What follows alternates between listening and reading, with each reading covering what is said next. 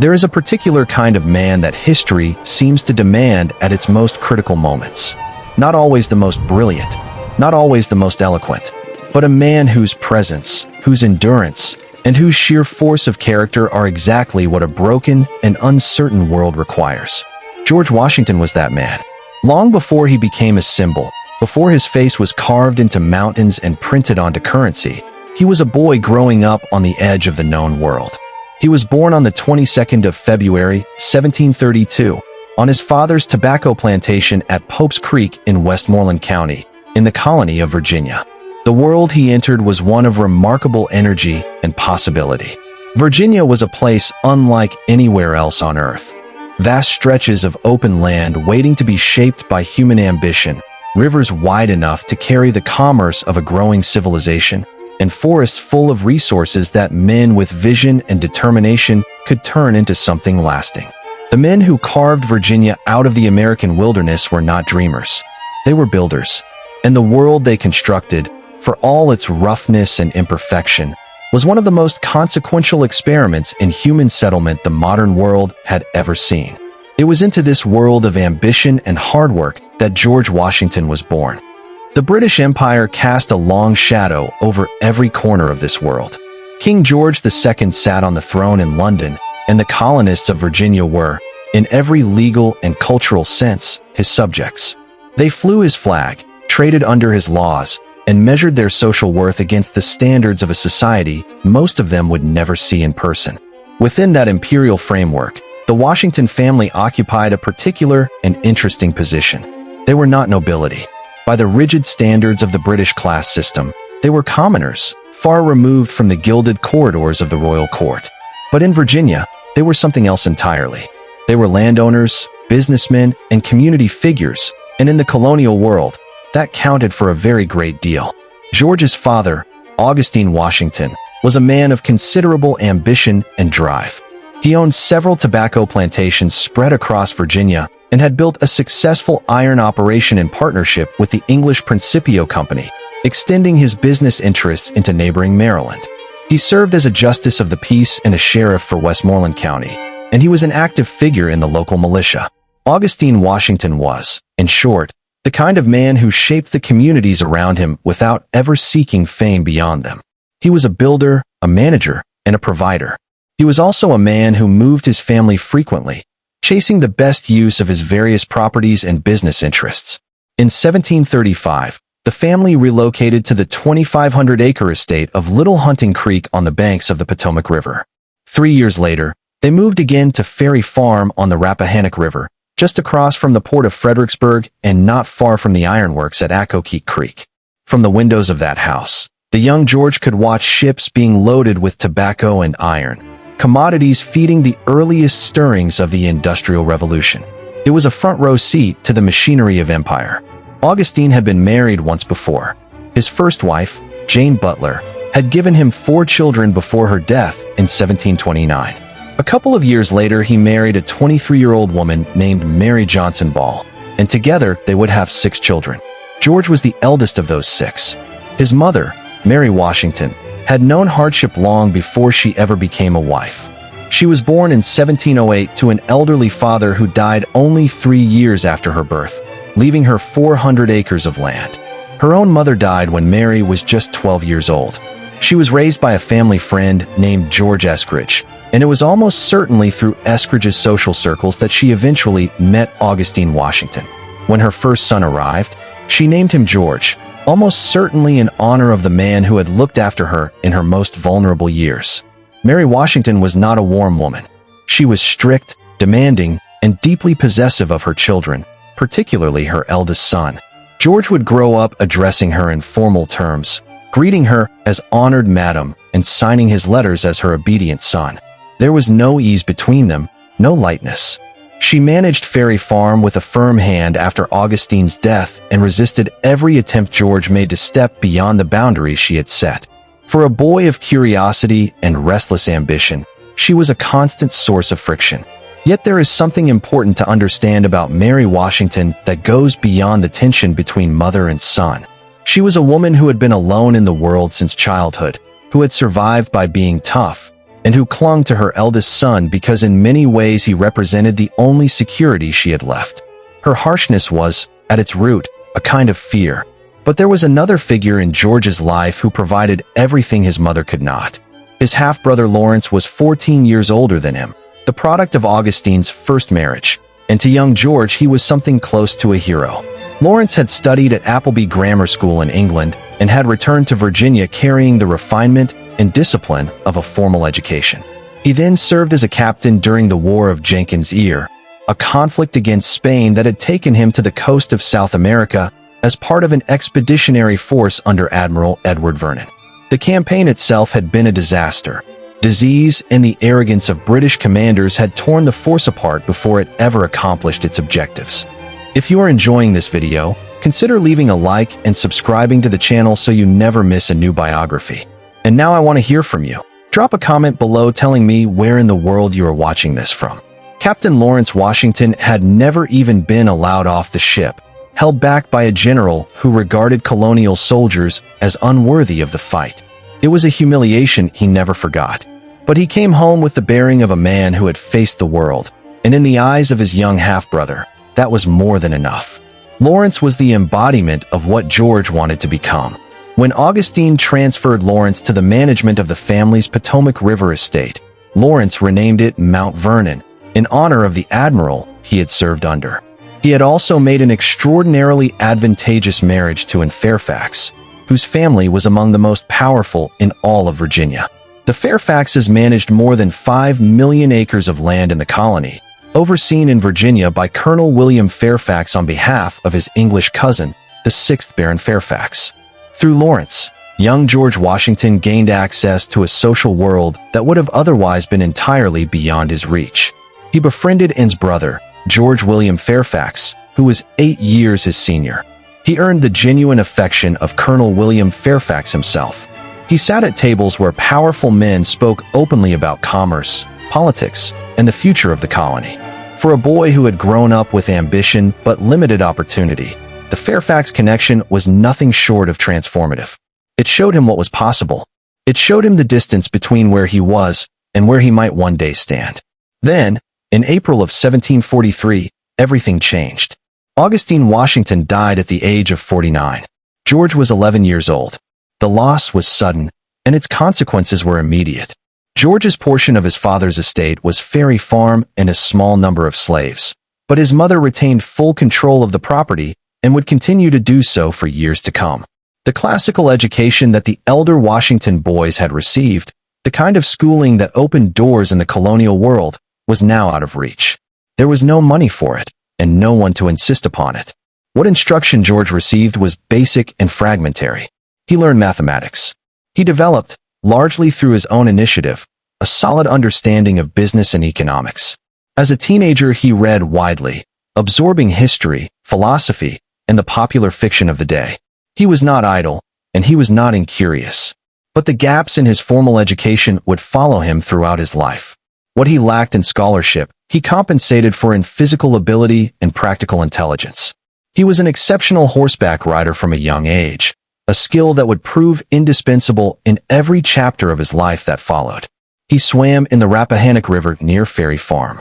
He was powerfully built, well-coordinated, and entirely at ease outdoors. Later in life, Washington would openly regret that he had never mastered French, Latin, or Greek, the languages of intellectual distinction. Among men like John Adams, Thomas Jefferson, and Alexander Hamilton, men who had constructed their reputations on the force of ideas and rhetoric, Washington sometimes felt the weight of what he had not been taught. But Washington possessed something those men did not always have in equal measure. He could take an idea and make it real. He understood people not through theory, but through close and careful observation. He was a man of action in an age that desperately needed one. After his father's death, his bond with Lawrence deepened into something essential. Every visit to Mount Vernon felt like a breath of fresh air after the suffocating atmosphere of Ferry Farm. The estate was everything George's home was not: well-ordered, socially vibrant, and connected to the wider currents of colonial power. It was through Lawrence and the Fairfaxes that a plan first took shape, around 1746, to help George escape his mother's grip by enlisting him in the Royal Navy. The prospect was real and exciting. Colonel Fairfax supported it. Lawrence supported it. But Mary Washington refused. She needed George at the farm, and whatever her reasons, her authority was final. The Navy would not have him. Blocked from the sea, George found a different path forward. At 15 years old, he made a decision that would quietly shape everything that followed. He decided to become a surveyor. It was a practical choice in the best possible sense. The colonies were expanding with extraordinary speed. Settlers pushed westward every year, and every new acre had to be mapped and measured before it could be claimed, sold, or developed. Surveyors were not merely useful, they were indispensable, and the work was well compensated. His first major assignment came in the spring of 1748, when he traveled into the western backcountry with George William Fairfax to help divide the Fairfax family's vast landholdings into plots for settlement. It was hard and unforgiving work. He slept under open sky, crossed rivers swollen with spring water, cut through forests that had never seen a compass or a measuring chain. But it formed something in him that no classroom could have produced. He learned to read a landscape the way other men read a printed page. He developed an instinct for terrain, for the relationship between geography and movement, for what a piece of ground could offer and what it could deny. Those skills would reach far beyond the world of land surveys. They would follow him onto every battlefield he ever commanded.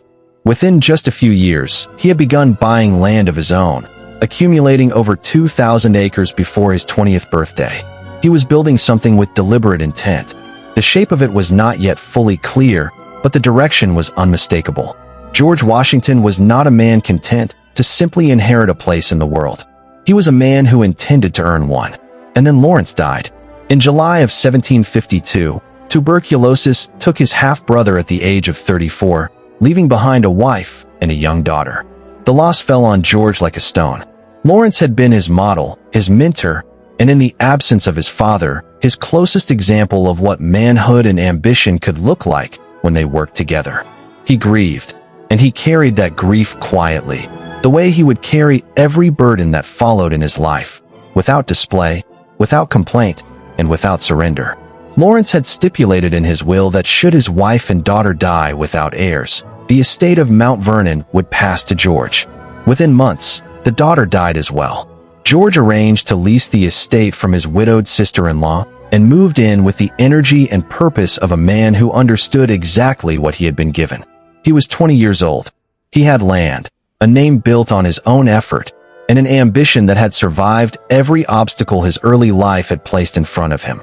The frontier beyond Virginia's borders was growing restless. The French were moving south from Canada. Forts were rising in disputed territory. The Ohio country was becoming a place where the rivalries of empires would soon have to be settled, not at a negotiating table, but in the field. And George Washington, looking out from the edges of a world that was about to crack open, felt something pulling him forward. He was ready for what came next, and the world, as it would soon discover, was nowhere near ready for him. The world that George Washington was born into was, at its core, a world in motion. Empires do not stand still. They push and probe and test one another's edges until something gives way. And in the middle of the 18th century, the edges of two of the most powerful empires on Earth were pressing against each other in the forests and river valleys of North America. On one side stood Great Britain, whose 13 colonies hugged the eastern coastline, stretching from the Atlantic shore westward to the wall of the Allegheny Mountains. On the other side stood France, whose territories reached down from Canada through the Great Mississippi Corridor all the way to New Orleans in the south, encircling the British colonies in a vast territorial arc. Between them lay the Ohio country, a region of enormous strategic and commercial value, watered by rivers, rich in fur, and coveted by both powers with an intensity that made conflict almost inevitable. By 1752, the French had stopped waiting for diplomacy to settle the question. They began building forts in the disputed Ohio territory, staking their claim in timber and stone. Lieutenant Governor Robert Dinwiddie of Virginia, himself a leading investor in the Ohio Company and a man with very personal reasons to see the French removed, received permission from London to respond in kind. He would build British forts in the region, and he would send a representative to formally demand that the French withdraw. That representative would need to be young enough to survive a brutal wilderness journey, experienced enough to handle himself among soldiers and diplomats, and credible enough to carry the weight of official authority. The 21-year-old George Washington was chosen for the task. It is worth pausing to appreciate exactly what was being asked of him. The journey to the French forts in the Ohio country was not a matter of riding down well-kept roads to a comfortable meeting room. It meant crossing the Allegheny Mountains in November, navigating frozen rivers, passing through territories where French soldiers and their Native American allies were fully alert to British movement. Washington set out with a small company of men and pushed into that wilderness with a combination of discipline, curiosity, and the kind of fearlessness that can only exist before a man has been truly tested. He carried out his diplomatic duties with precision, delivering Dinwiddie's demand to the French commander and receiving the expected refusal. But he did something more than diplomacy during those weeks in the backcountry. He studied. He observed the terrain with a surveyor's eye. He measured the strength of the French positions and assessed the disposition of the Native American nations caught between the two empires. He returned to the colonial capital of Williamsburg with a detailed report that was forwarded all the way to London and helped shape British military preparations for what was coming. What was coming was war, and Washington would be standing at its very beginning. He secured a role in the military preparations, receiving a promotion to lieutenant colonel and leading a force of 160 men westward with orders to march to the forks of the Ohio River and begin construction of a British fort. He was young, eager, and driving his men forward with purpose. But the wilderness had a way of overtaking plans. Word reached him on the march that a French force of 1,000 men had already seized the unfinished fort at the Forks and renamed it Fort Duquesne, after the Governor-General of French Canada. Washington pushed on regardless, making camp and calling for reinforcements. It was during this tense waiting period, in late May of 1754, that one of the most consequential moments of his young life unfolded with shocking speed. A small party of French soldiers was discovered encamped in a secluded hollow not far from Washington's position. Acting on the intelligence that the group was hostile and moving with concealed intent, Washington moved his men and his Native American allies to surround them. In the brief, violent exchange of fire that followed, the French party was overwhelmed and forced to surrender. But in the chaos, a French officer named Jumonville, who had been carrying a diplomatic communication asking the British to evacuate the territory, was killed. The killing has never been entirely explained. Washington's Native American ally, a leader known as Half King, was widely blamed. Washington himself reported the event without acknowledging full control of what had happened. The consequences, however, could not be contained. France declared the killing an assassination. Britain rallied behind its young officer. The incident rippled across the Atlantic and helped ignite what would become a global conflict, known in Europe as the 7 Years' War and in North America as the French and Indian War. George Washington, not yet 23 years old, had helped set the world on fire. He could not have known the full weight of what had occurred. What he did know was that a French response was coming, and he needed to prepare for it. He had his men throw up a rough fortification in a meadow clearing, a structure of logs and earth that he named Fort Necessity. It was a poor defensive position, sitting low in a valley with high ground on 3 sides, and his Native American allies told him plainly that it could not be held. When his commanding officer died after falling from his horse, Washington assumed full command of the Virginia Regiment with the rank of colonel. He refused to withdraw. His instinct, in those early years, was always to stand and fight. It was a quality that could look like courage or like stubbornness depending on which side of the outcome you were standing on. On the 3rd of July, a combined force of French soldiers and Native American warriors attacked. Washington's men fought with genuine determination, and the colonel himself moved through the chaos with a steadiness that earned him the admiration of everyone who witnessed it. But the fort's position was indefensible. His ammunition was running low. Rain had turned the interior of the fort into a muddy, miserable trap, and a third of his men were dead or wounded. He had no choice. He surrendered. The terms allowed him to march his surviving men back to Virginia with their honors, but the defeat was clear and the humiliation was real. Fort Necessity had fallen, and the young colonel who had helped spark the war had lost his first engagement with embarrassing completeness. He carried that lesson carefully. The failures of Fort Necessity were not lost on him. He had underestimated the importance of terrain, had ignored advice from men who knew the land better than he did, and had placed too much confidence in fortifications that were never adequate to begin with. He would not make those particular mistakes again. The Virginia Regiment was disbanded following the defeat, leaving Washington without a formal command, and he spent several months in a state of frustrated limbo. But the colony had not forgotten him, and neither had the British military establishment, which was about to send a man who would give Washington his next great education, this time in what failure looks like at a much larger scale.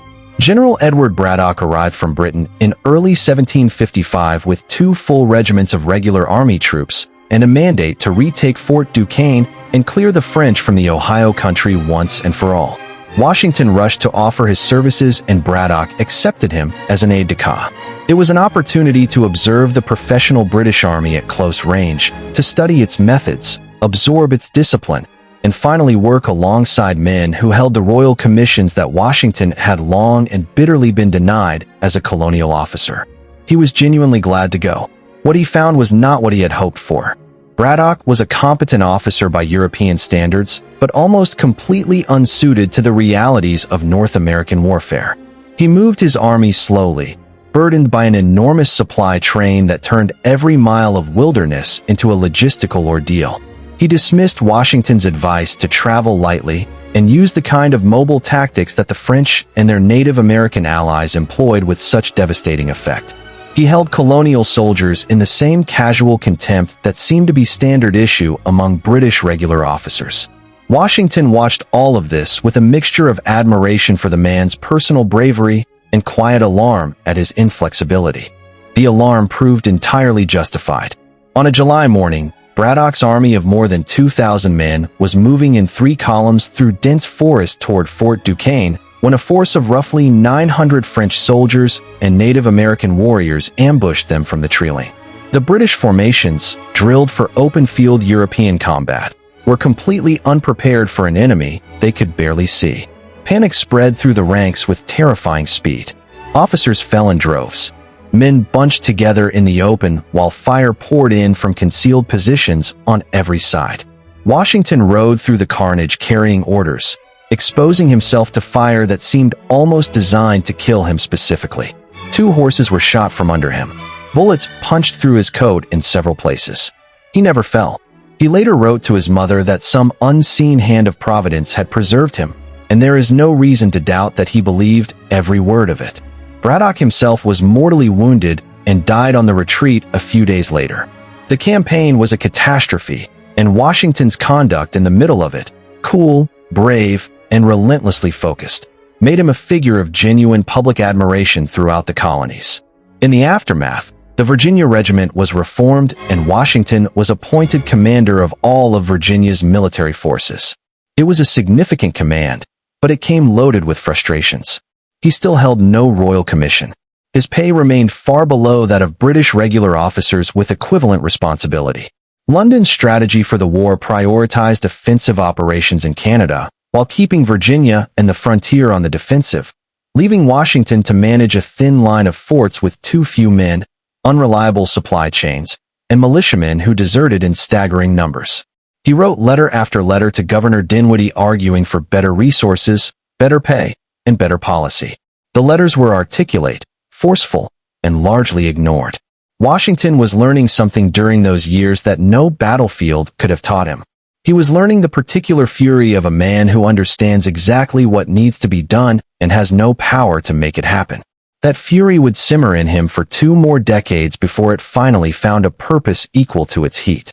By late 1757, his body gave out under the accumulated strain of years of campaigning in brutal conditions. He returned to Mount Vernon gravely ill, uncertain whether he would recover at all. The estate had suffered from his long absence. The house was in disrepair. The operations were poorly managed. He threw himself into improving it with the same methodical energy he brought to everything else, beginning to envision Mount Vernon not merely as a working plantation, but as a proper English country gentleman's estate. The kind of place that declared, without a word being spoken, exactly what sort of man its owner intended to be. And it was during this period of recovery and rebuilding that a woman entered his life who would change everything that was not military about him. Her name was Martha Dandridge Custis. She was 26 years old, a widow whose husband had died the previous summer, leaving her with 2 young children and one of the largest fortunes in all of Virginia. She was warm where Mary Washington was cold. She was sociable where George's upbringing had been austere. She laughed easily and moved through social life with a natural grace that George, for all his discipline and presence, could not replicate. They were engaged after a brief courtship, and something about the match had the feeling of 2 people finding solid ground after years of uncertain footing. By the summer of 1758, Washington was back in the field. The British were making another push at Fort Duquesne, this time under the Scottish General John Forbes, who approached the operation with significantly more tactical intelligence than Braddock had shown. Washington served under Forbes with distinction, including surviving a devastating friendly fire incident in which more than 20 of his own men were killed, and led 2,500 men in the final approach to the fort. When they arrived, they found nothing. The French had abandoned and destroyed Fort Duquesne rather than defend it, having lost the support of their Native American allies. The British rebuilt the position and named it Fort Pitt. The city that would eventually surround it would be called Pittsburgh. Washington returned home for the last time as a soldier in the British Imperial Service. He married Martha on the 6th of January, 1759. He took his seat in the Virginia House of Burgesses. He walked away from the uniform and toward the land. He left the wilderness behind him, but the wilderness had not left him. It had done something to him that could not be undone. It had shown him the gap between the empire's promises and its realities. It had given him an intimate understanding of how armies break and how they hold. It had stripped away every illusion about the invincibility of British power, and it had replaced those illusions with something harder, clearer, and far more useful. He would need every bit of it. There is a version of George Washington's story that moves in a straight and heroic line, from the frontier soldier to the revolutionary general to the first president, as though every step were inevitable, as though the man always knew exactly where he was going. That version is a comfortable myth. The truth is considerably more interesting. Between the young officer who returned from Fort Duquesne in 1758 and the commander-in-chief who accepted his appointment in 1775, there were 17 years of a different kind of life entirely. 17 years of farming and debt and quiet political frustration. 17 years during which George Washington did not march toward revolution, but was slowly, steadily, and almost reluctantly pushed into it by a series of decisions made in London by men who had never set foot in Virginia and did not particularly care to. He came home to Mount Vernon as a man of standing and purpose. The marriage to Martha had transformed his material circumstances dramatically. Combining his own landholdings with Martha's inheritance made Washington one of the wealthiest men in Virginia, the master of an estate that stretched across thousands of acres along the Potomac River. He had his seat in the House of Burgesses. He had his reputation as a war hero. He had, by every visible measure, everything a Virginia gentleman of his era could reasonably want. And for a time, he threw himself into the life of a planter with the same intensity he had brought to soldiering, determined to build something lasting and worthy of the name he had spent 20 years earning. But the economics of tobacco farming had a way of humbling even the most capable men. The crop was merciless in its demands. It exhausted the soil rapidly, requiring constant rotation and ever more land to sustain yields. Its quality was hostage to weather, to seasons, to forces entirely beyond human management. And the prices it fetched on international markets swung wildly according to European commerce and competition that Virginia planters had no ability to influence or even anticipate. Washington planted, cultivated, harvested, and shipped his tobacco across the Atlantic to his agents in London, only to receive in return a ledger full of disappointments. Prices lower than expected, commissions higher than promised, credit extended at terms that quietly tightened around the borrower like a rope. Within a few years of his marriage, Washington found himself carrying significant debt to his London creditors, a situation that infuriated him not merely because of the financial pressure it imposed, but because of what it represented. He was a man who had fought for the British Empire, who had bled for it in the wilderness of the Ohio country, and he was being quietly strangled by the commercial machinery of that same empire. The humiliation of it settled into him slowly, but it settled deep. He was not alone in this predicament. Virginia's entire planter class was caught in the same web. The structure of the colonial tobacco trade was essentially designed to keep American producers dependent on British credit and British markets, unable to diversify, unable to negotiate, and unable to escape. Debt was not merely a personal failing in this world. It was a structural condition, engineered from across the Atlantic by men whose interests aligned perfectly with keeping colonial planters exactly where they were.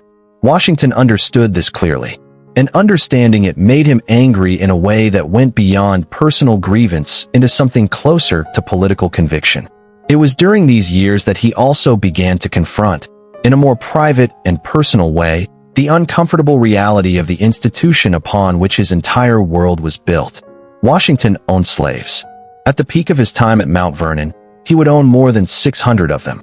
He had grown up in a society that treated this as unremarkable, as simply the way things were, as necessary and natural as the seasons themselves.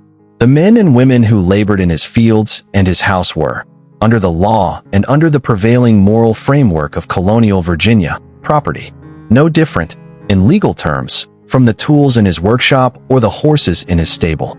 Washington accepted this framework for most of his life because it was the only framework his world offered. But over time, something shifted in him. It was not a sudden conversion or a dramatic moment of reckoning. It was slower and quieter than that. He began to notice things. He began to feel the dissonance between the language of liberty that was filling the political air of the colonies and the reality of the lives being lived in the quarters behind his house. He began, carefully and incrementally, to treat his enslaved people differently than most of his peers did. He looked after their health. He grew reluctant to sell any of them, refusing to break up families for financial convenience. He trained many of them in skilled trades, carpentry, blacksmithing, bricklaying, baking, partly as an economic decision as he moved away from the labor-intensive tobacco crop, but also in a way that acknowledged their humanity more directly than the institution around him required him to. He never resolved this contradiction in his lifetime.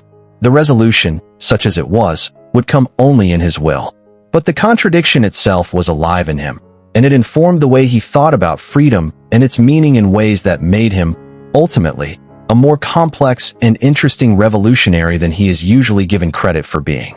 The political crisis that would eventually pull him away from Mount Vernon and into history began not with a battle or a confrontation, but with a piece of paper. In 1765, the British Parliament passed the Stamp Act. The logic behind it was, from London's perspective, entirely reasonable. The 7 Years' War had left the British Treasury in a state of near ruin. Half the national budget was consumed by interest payments on the debt the war had generated. The colonies had benefited enormously from the British victory. France had been expelled from North America, the frontier was secure, and the 13 colonies were free to grow and prosper. Parliament saw no injustice in asking the colonists to contribute something to the cost of their own security. The Stamp Act imposed a tax on all printed materials, legal documents, newspapers, pamphlets, even playing cards. It was, by any objective measure, a modest imposition. The colonies exploded. The reaction was immediate, furious, and almost universal. And the reason for that fury went far deeper than the tax itself. The colonists had their own elected assemblies. They had always governed themselves in matters of direct taxation. Parliament, in which no American held a seat, had never before claimed the right to tax them directly. What the Stamp Act asserted was not merely a financial burden, it was a principle. It said that the elected assemblies of the colonies were subordinate to the will of a parliament that did not represent them and could not be held accountable to them. For men like Washington, who had watched their colonial commissions treated as inferior to royal ones, who had seen their advice dismissed by British commanders, and who were already carrying the economic weight of a trade system tilted permanently in Britain's favor, that principle was not abstract at all. It was personal. Washington was not the most radical voice in the protests that followed. He was not a man who reached for the language of revolution easily or quickly, but he made his views known. He wrote to his representatives declaring the tax unconstitutional. He warned, with calm and carefully chosen precision, that the colonies would respond by boycotting British goods and shutting down their courts to prevent British creditors from collecting their debts. Behind the measured language was a man who understood leverage.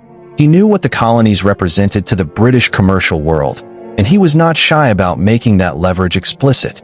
He also made a practical decision that was entirely in keeping with his character. Around the same time that the Stamp Act debate was burning through the colonial assemblies, Washington quietly began the process of moving away from tobacco altogether. He diversified into wheat, corn, hemp, and dozens of other crops that could be sold in markets not controlled by London agents. He developed Mount Vernon's fishing enterprise along the Potomac, initially to supply the plantation's own needs, and eventually to produce salted and cured fish for export to international markets. He built a distillery. He pursued self-sufficiency with the methodical energy of a man who had decided to stop being dependent on a system he no longer trusted. It was, in its own quiet way, an act of resistance. Not dramatic, not the stuff of public speeches, but deeply intentional. Parliament repealed the Stamp Act in 1766, but in the same breath it passed the Declaratory Act, asserting its unlimited right to legislate for the colonies in all matters. The gesture of repeal fooled no one who was paying close attention. A year later, the Townshend Acts imposed new duties on paint, lead, glass, paper, and tea. The pattern was unmistakable. London was not retreating. It was probing, testing, looking for the line the colonies would not cross. Washington's response hardened. During the winter of 1768-69, he moved into open support of a colonial boycott of British goods. He made clear in private correspondence that while he believed non-violent economic pressure should be tried first, he did not rule out the possibility that force might eventually become necessary. For a man of Washington's temperament and background, that statement was not rhetorical. When George Washington said he did not rule something out, he meant it in the most literal possible sense. He became increasingly active in the House of Burgesses. In April of 1769, he worked alongside his neighbor and friend George Mason of Fairfax County to draft a formal plan for a boycott of the goods subject to Townshend taxation. The Assembly adopted the resolves, and the royal governor, Lord Boudetort, dissolved the body in response. The Burgesses simply moved to a nearby tavern and continued their business. Washington's proposals were adopted. The boycott had real effect, and the new British government under Lord North eventually backed down, repealing the Townshend Acts in 1770, though it pointedly retained the tax on tea as a symbolic assertion that Parliament's authority remained intact. That single remaining tax on tea was a slow fuse, and on the 16th of December, 1773, it burned down to its end. A group of men from the Sons of Liberty boarded a merchant ship belonging to the East India Company in Boston Harbor and dumped its entire cargo of tea into the water. Washington disapproved of the destruction of private property.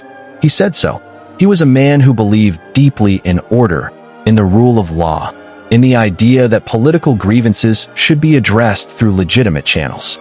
But the British response obliterated every reservation he had about colonial tactics.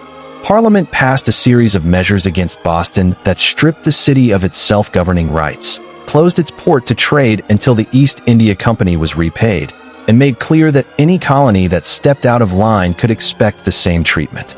These were the intolerable acts, and the name was not hyperbole. Washington was furious, not the contained, managed frustration of a politician weighing his words, but something rawer and more fundamental. This was not a tax dispute anymore.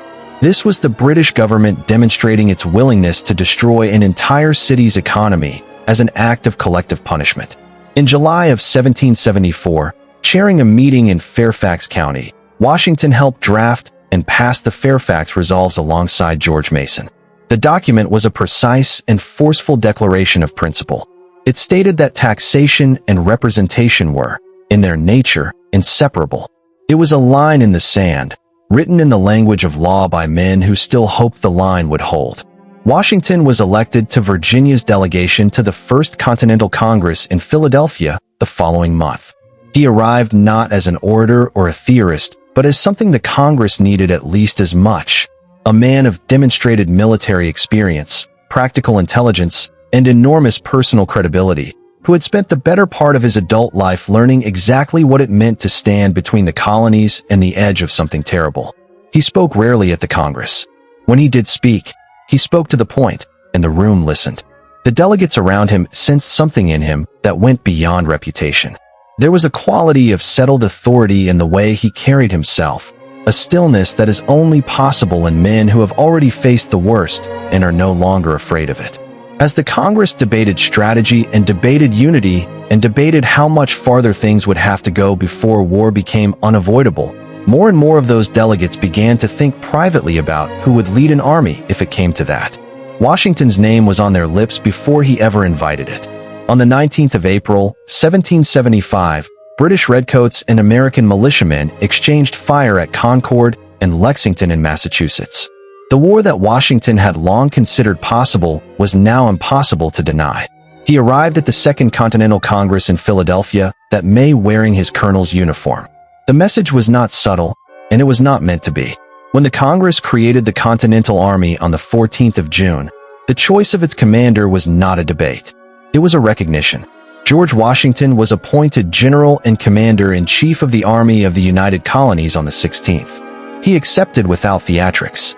He told the Congress he did not consider himself equal to the command, and then he accepted it anyway, because he understood that the moment required a man who would not flinch, and he had spent 20 years making himself into exactly that.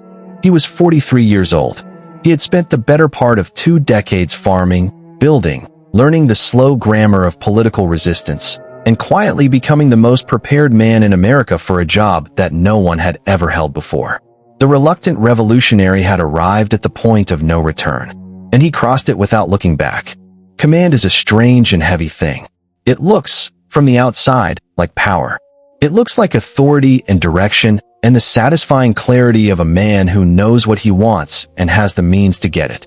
But real command, the kind that is exercised not over willing professionals in a well-supplied army, but over frightened, hungry, and uncertain men fighting for a cause that has not yet proven it can win, is something else entirely. It is the daily management of doubt. It is the art of projecting certainty you do not always feel, of making decisions with incomplete information, of holding together an institution that wants constantly to come apart at the seams. George Washington learned all of this not in a military academy or from the pages of a tactical manual, but in the field, season after brutal season, in the years that would either give birth to a nation or bury the idea of one forever. He arrived outside Boston in the summer of 1775 to take command of an army that was, in the most generous possible terms, a work in progress. What he found when he inspected his new command filled him with a concern he was careful to share with almost no one. He had 14,000 men fit for duty, but they were living in conditions that would have broken the spirit of better prepared soldiers. Their camps were poorly organized, their discipline was inconsistent, and supplies of gunpowder were dangerously, almost catastrophically low. The men came from different colonies, thought of themselves as Virginians or Massachusetts men or New Yorkers rather than as Americans, and regarded one another with a suspicion that undermined the basic coherence of a fighting force. Washington understood immediately that his first and most urgent task was not military in the conventional sense. Before he could win a battle, he had to build something that had never existed before, a national army, bound not by regional loyalty, but by a shared cause and a shared identity. He went about it with characteristic deliberateness. He imposed discipline. He insisted on cleaner camps, proper drill, and the kind of daily order that turns a crowd of individuals into a unit capable of collective action. He cultivated relationships with the officers who showed real ability, men like Brigadier General Nathaniel Greene of Rhode Island, whose strategic intelligence would prove invaluable throughout the war, and the young Colonel Henry Knox, a former Boston bookseller who had absorbed an extraordinary knowledge of military affairs from the British officers who frequented his shop and the books he had read with obsessive thoroughness. These were the men Washington drew close, the men he trusted not simply to follow orders, but to think alongside him. The problem of Boston had no obvious solution. The British forces under General William Howe were entrenched in the city, supplied by sea, and well beyond Washington's ability to assault directly, given his shortage of heavy artillery. The situation appeared to be a stalemate, until Henry Knox solved it in a way that had no business working. Knox proposed traveling to Fort Ticonderoga in northern New York, where a significant store of captured British cannon sat unused, and hauling them back across the frozen wilderness to Washington's camp. The distance was enormous. The terrain was brutal. The weight of nearly 60 artillery pieces was almost incomprehensible to move without roads or machinery. Knox did it anyway, dragging the guns across winter mountains on sleds, and arrived at Washington's camp in January of 1776 with a delivery that changed everything. On the night of the 4th of March, Washington moved his men in near total silence onto the Dorchester Heights overlooking Boston Harbor. Working through the darkness with thousands of men, they positioned Knox's cannon on the high ground in a single extraordinary night of labor. When Howe's officers looked up at dawn and saw the artillery staring down at the city and the harbor from an unassailable position, the strategic situation collapsed instantly. Howe had two choices. He could attempt a frontal assault on a fortified height and absorb tremendous casualties with no guarantee of success. Or he could leave. He chose to leave. Boston was evacuated without a single significant engagement. Washington had forced a British army out of a major American city without losing a man in battle. It was the first great strategic victory of the war, and it announced to both sides that the new commander-in-chief was capable of exactly the kind of bold, well-executed thinking that would make him genuinely dangerous. But the war was only beginning, and its next chapter would be far less triumphant. Washington moved his army south to New York, anticipating correctly that General Howe would make the city his next objective. New York was commercially and strategically vital, but its geography made it nearly impossible to defend against a force that controlled the sea. The British arrived in overwhelming strength. More than 32,000 soldiers carried on 70 warships, commanded by Howe and his brother Admiral Richard Howe. Washington had 23,000 men at his disposal, most of them inexperienced recruits who had never stood in a pitched battle. What followed was a campaign that tested Washington's judgment severely and found it, in several critical moments, wanting. When the British landed the bulk of their force on Long Island, Washington misread the operation as a diversionary move and divided his forces poorly, holding the majority of his men in Manhattan while sending only 6,000 to defend the Brooklyn Heights. The British flanked the American position and surrounded it with a tactical professionalism that the Continentals could not match. 300 Americans were killed and 1,000 more were captured. The position was collapsing, and Washington faced the real possibility of losing the bulk of his remaining force before the war had truly found its shape. What he did next revealed something essential about who he was as a commander. He did not fight on in a position he could not hold. He did not allow pride to destroy what could still be saved. On the night of the 29th of August, he organized a silent and complete evacuation of every man on Long Island, moving them across the East River to Manhattan in the darkness, while a providential fog concealed the operation from British view. Washington himself was on the last boat across. Every man made it. The defeat was real, but the army survived. Over the following weeks, the British pressed their advantage, taking the city and forcing Washington northward and then across the Hudson River into New Jersey. The British captured Fort Washington and Fort Lee in November, and the Continental Army that trudged through the cold of a New Jersey winter was a ragged, exhausted, dwindling force of fewer than 4,000 men. Enlistments were expiring. Men were deserting. Congress had fled Philadelphia for Baltimore. A subordinate general named Charles Lee was quietly plotting to take Washington's command away from him. The army that was supposed to be the instrument of American independence looked, to almost every honest observer, like a force in the final stages of disintegration. Washington was not disintegrating. He was thinking. With a handful of additional reinforcements under General Horatio Gates and very little left to lose, he conceived one of the most audacious operations in the history of American warfare. He would cross the Delaware River on Christmas night, when the Hessian mercenaries garrisoned at Trenton across the water were expected to be celebrating, and hit them before they had any reason to believe an attack was coming. The plan required crossing a river full of ice floes in the middle of a fierce snowstorm with 2,400 men. It required then marching those men through the frozen dark to reach Trenton before dawn. It required, above everything else, the kind of absolute commitment that admits no possibility of turning back. The crossing was brutal. The storm hammered the men as they worked the boats through the ice, and Washington's main column did not reach the New Jersey bank until 4 in the morning, hours behind schedule. A lesser commander would have called it off. Washington pressed on to Trenton. The Hessians, as it turned out, were sober and alert, but they were utterly unprepared for the reality that Washington would attempt something so aggressive in conditions so terrible. Knox's artillery poured into the town from two directions simultaneously. Washington used the terrain with the instincts of a lifelong surveyor, placing his men to cut off every avenue of escape. The Hessians fought back, but the trap was complete and their surrender came quickly. 100 were killed or wounded. 900 more were captured. The Continentals lost fewer than 10 men. A week later, a similarly decisive action at Princeton drove the British almost completely from New Jersey. The army that had been days away from dissolution was suddenly, improbably, alive again. Congress returned to Philadelphia. The cause that had been flickering in the cold found oxygen and burned. The summer of 1777 brought new men and new hope alongside new trials. A 22-year-old artillery captain named Alexander Hamilton joined Washington's staff as aide-de-camp and proved so capable, handling correspondence, managing logistics, thinking through problems with a speed and precision that Washington deeply valued, that he quickly became the most indispensable member of the headquarters. A few weeks later, the 20-year-old Marquis de Lafayette arrived from France, a wealthy aristocrat who had defied a royal order to volunteer for the American cause out of genuine political conviction. Washington recognized in the young Frenchman not merely a useful ally, but a potential bridge to the French government itself, whose formal support could change the entire character of the war. But before that support arrived, the army had to survive another terrible season.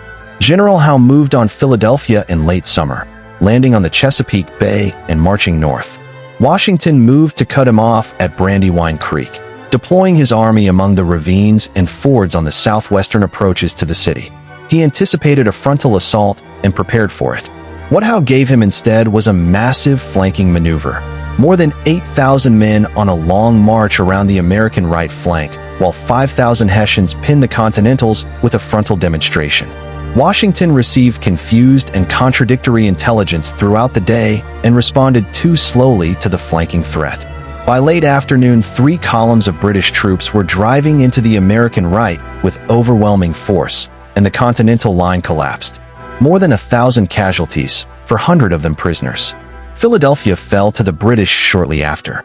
Washington did not allow the defeat to paralyze him. Less than a month later, he launched a bold night attack on the British camp at Germantown, attempting to repeat the shock and surprise that had worked so brilliantly at Trenton. This time the plan unraveled in the darkness. Fog and confusion turned coordination into chaos, and American units fired on each other in the murk. Washington was forced to withdraw, having sustained twice as many casualties as the British. 2 major defeats in a single month. Philadelphia in British hands. Congress on the run again. And then the winter came. The Continental Army made its camp at Valley Forge, 20 miles from Philadelphia, in the winter of 1777 to 78. What happened at Valley Forge has become the defining image of the Revolutionary War's darkest hours, and the image is fully earned. Thousands of men were sick. Hundreds died from disease, exposure, and malnutrition. The men had no shoes, inadequate clothing, and rations that arrived sporadically or not at all. Washington wrote desperate appeals to Congress for supplies and received promises in return. The Articles of Confederation, the governing document under which the Congress operated, gave the central government almost no real power over the individual states, and the states guarded their own resources jealously, while the army that was supposed to be defending them slowly consumed itself. Washington understood clearly by Valley Forge that the political structure of the new nation was as much a threat to the war effort as the British Army. Martha Washington arrived at the camp and stayed through the winter. Her presence among the men was not ceremonial. She moved through the misery of the camp with genuine care, and the men felt it. Washington himself remained through every frozen week, refusing to leave his army when they had nowhere else to go. His presence was itself a kind of argument. A daily, visible assertion that the cause was worth staying for, that the man at the top was not sending others to suffer while he found somewhere warmer to sit.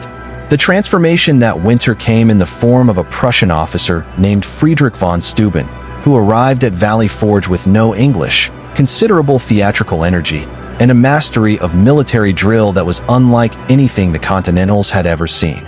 He had served under Frederick the Great, whose Prussian army was considered the finest fighting force in Europe.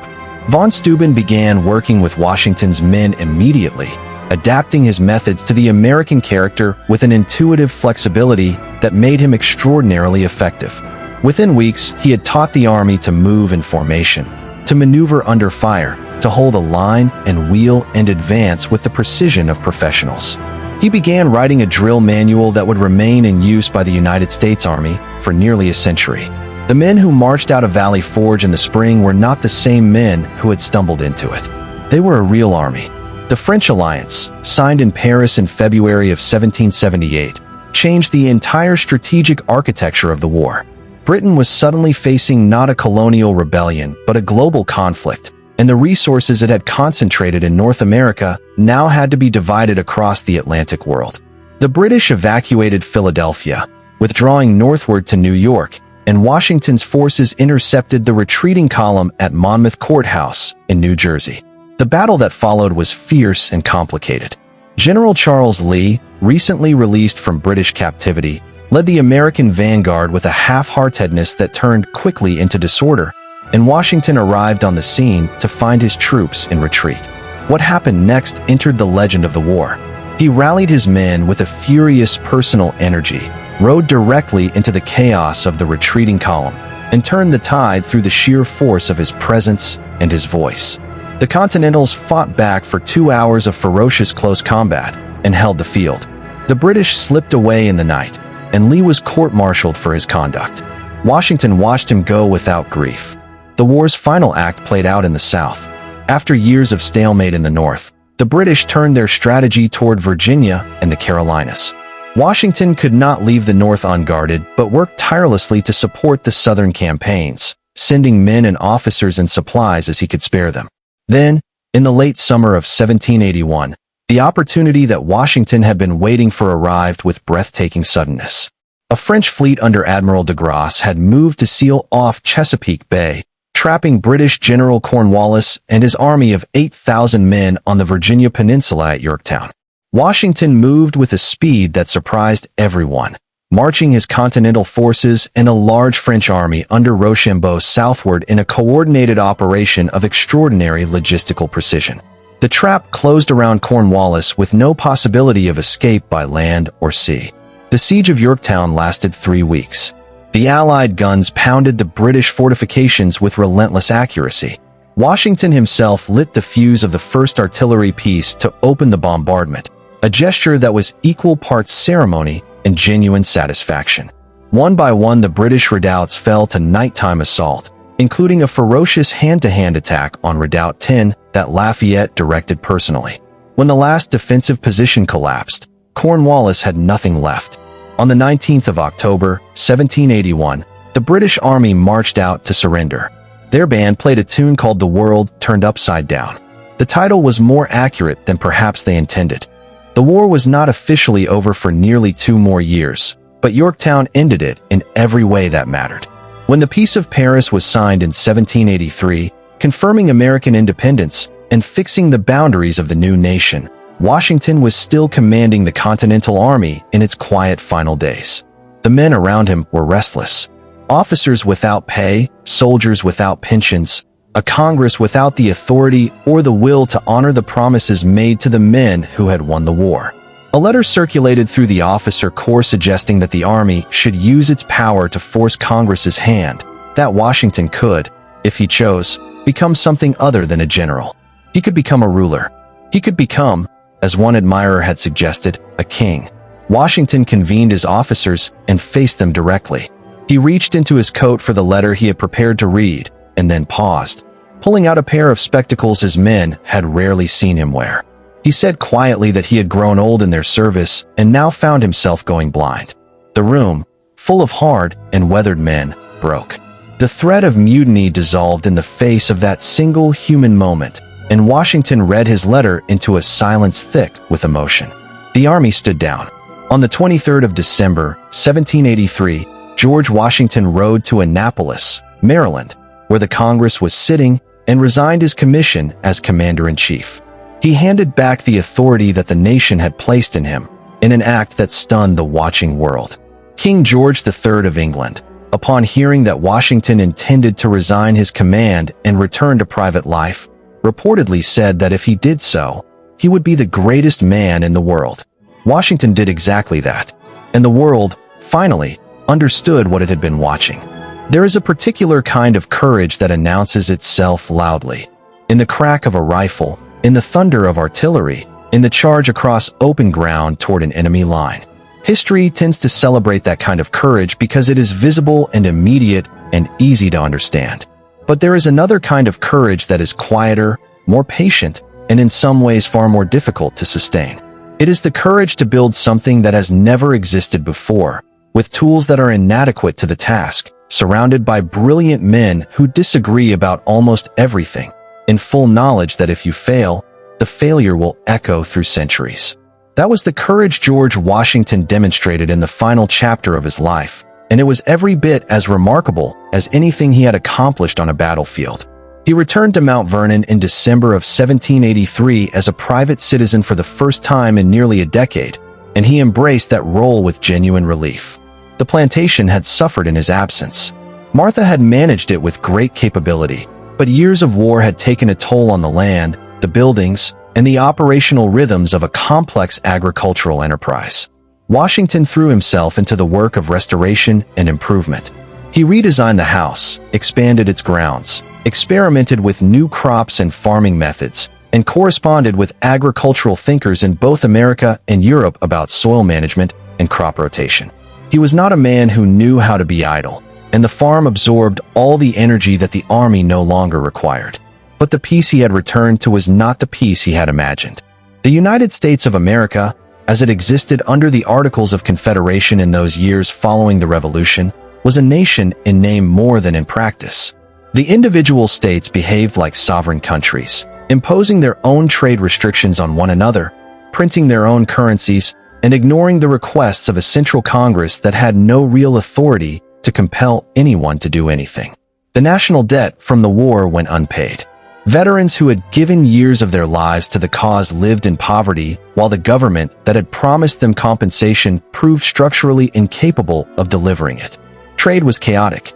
Foreign nations looked at the young republic and saw not a partner, but a collection of quarreling provinces held together by little more than a shared memory of grievance against Britain.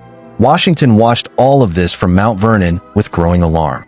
He had spent 8 years building a national army out of men who thought of themselves as citizens of their individual states rather than as Americans, and he had seen firsthand what that parochialism cost in blood and suffering. He had begged Congress for resources and been ignored because the states that funded Congress were more interested in protecting their own treasuries than in feeding the army that was fighting their war. He understood the structural problem with a clarity that was sharpened by personal experience rather than abstract theory, and he understood that if it was not corrected, the Republic would eventually collapse under the weight of its own internal contradictions. When the call came for a convention in Philadelphia in the spring of 1787 to address the failures of the Articles of Confederation, Washington was persuaded to attend after considerable reflection. His reputation was the most powerful asset the gathering would have. His presence would signal to the country and to the world that the effort was serious, that this was not merely another round of political argument, but a genuine attempt to solve the fundamental problem of American governance. He accepted, and when the delegates assembled and chose their presiding officer, the choice was unanimous. Washington took the chair and prepared to manage something far more difficult than any military campaign he had ever commanded. The Constitutional Convention was a room full of extraordinary minds, and extraordinary minds are not always easy to direct. The delegates disagreed profoundly about almost every fundamental question. How much power should the central government hold? How should the states be represented in the national legislature? What should be done about slavery, which the southern states regarded as untouchable and which the northern states found increasingly difficult to reconcile with the principles of the Revolution? These were not minor disagreements about procedure. They were deep and structural divisions that threatened at multiple points to blow the entire convention apart. Washington presided over these debates with a restraint that was itself a form of leadership. He spoke rarely from the chair, understanding that his role was not to impose his own views, but to hold the space in which compromise could become possible. His presence in the room carried an authority that no argument could quite match.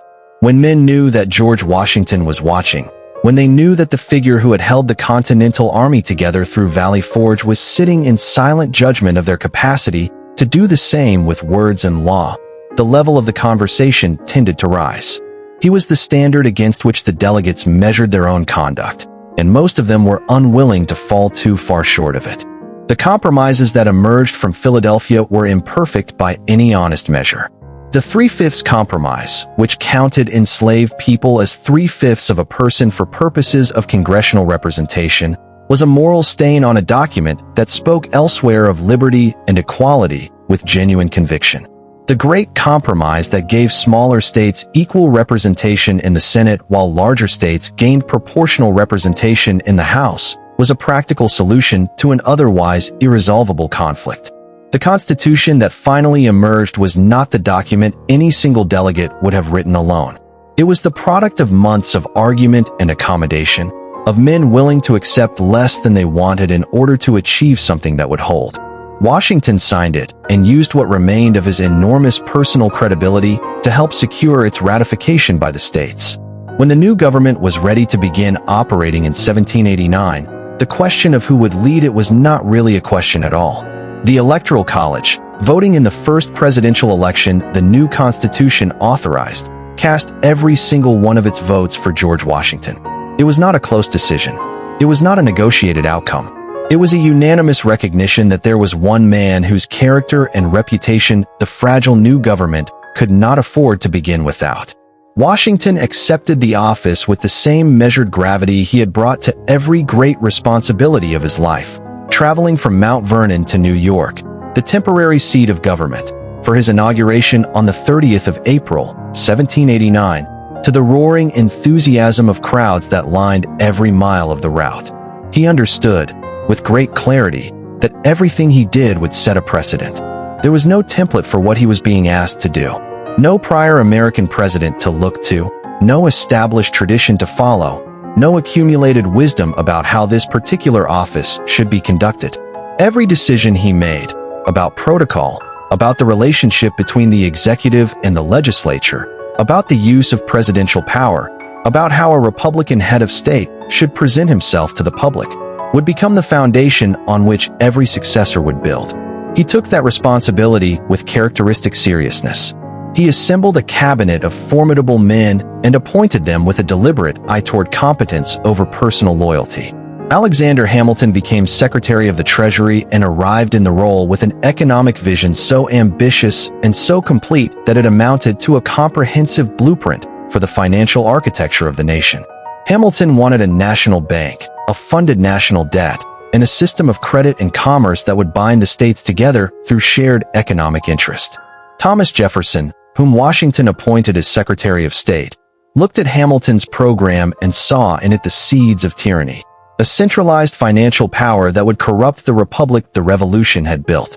The cabinet became a battleground for two fundamentally different visions of what America was supposed to be, and Washington sat at the center of that battle, trying to hold together men who had come to regard each other with something close to hatred. The location of the permanent national capital was one of the great early tests of Washington's ability to broker compromise among competing interests. The northern states wanted the capital to remain in the north. The southern states demanded it be placed among them. The deal that was eventually struck, Hamilton's financial program in exchange for a capital on the Potomac River, on land donated by Virginia and Maryland, was brokered over a dinner table with Jefferson and Hamilton present, and it placed the future city within easy riding distance of Mount Vernon. Washington did not design the city himself, but he took an active and detailed interest in its planning and development, working with the French engineer Pierre-Charles L'Enfant to lay out a capital worthy of the nation it would serve. The world beyond America's borders refused to leave the young republic alone. The French Revolution erupted in 1789 with an initial idealism that many Americans found inspiring, but it descended quickly into radical violence and eventually into a war that consumed most of Europe. Britain and France were once again at each other's throats, and the United States was caught between them, bound by treaty to France, dependent on trade with Britain, and possessed of a navy and army entirely inadequate to defend itself if the wrong choice was made. Washington declared American neutrality with firm conviction. The Republic was too new, too fragile, and too financially stretched to be pulled into a European war on behalf of either side. The decision was deeply unpopular with the pro-French faction led by Jefferson, who believed America owed a debt to France that honor required it to honor. Washington held the line regardless. The Jay Treaty of 1795, which normalized trade relations with Britain and resolved several lingering disputes from the Revolutionary War, brought the controversy to a boiling point. Critics howled that Washington had betrayed the revolution by accommodating the very empire the country had fought to be free from. The attacks in the press were savage and personal in a way that genuinely wounded him. He had never sought the presidency for glory. He had accepted it as a duty. To be vilified for decisions made entirely in what he believed to be the nation's best interest was a pain he had not fully anticipated. Jefferson departed the cabinet. Hamilton, exhausted and increasingly entangled in controversy, eventually followed. Washington served 2 full terms and then, with a deliberateness that was entirely characteristic, chose not to seek a third. The 2-term precedent he established was not written into the Constitution. It was a voluntary act of restraint, a conscious decision to demonstrate that the presidency was not a throne and that the man who held it served the Republic rather than the other way around. His farewell address, published in September of 1796, was a document of remarkable clarity and foresight. He warned against the dangers of permanent foreign alliances that could drag the nation into wars not of its choosing. He warned against the spirit of faction and partisanship, which he had watched poison the cabinet and the Congress, and which he feared would eventually poison the Republic itself. He warned against allowing regional identities to override the national identity that the Revolution and the Constitution had struggled so hard to create. They were not the warnings of a man looking backward. They were the warnings of a man who had spent a lifetime watching human institutions come apart, and who knew exactly what the early signs looked like. John Adams succeeded him in March of 1797, and Washington returned to Mount Vernon for the last time as a man who intended to stay. He was 65 years old. He was tired in the way that only men who have carried enormous weight for an enormous length of time can be tired, not broken, but finished with bearing what they have borne. He returned to his farming, his correspondence, and the rhythms of the life he had always loved beneath the public one. The Republic he had worried about did not leave him entirely in peace. A near war with France in 1798 briefly brought him back into nominal military service as the head of a provisional army, though active command fell to Hamilton and Washington never took the field. By the final months of 1799, he was home again, fully home, riding his fields and managing his estate with the attention and care of a man who finds deep satisfaction in the work of the land. On the 12th of December of that year, he rode out across Mount Vernon in brutal winter weather, inspecting his farms through hours of snow and sleet and freezing rain. He came home chilled but not alarmed, in the way of men who have survived far worse. By the following morning his throat had closed around a severe infection.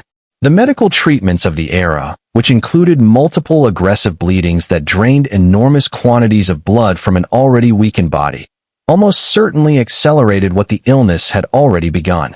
On the evening of the 14th of December, 1799, George Washington died at Mount Vernon. He was 67 years old.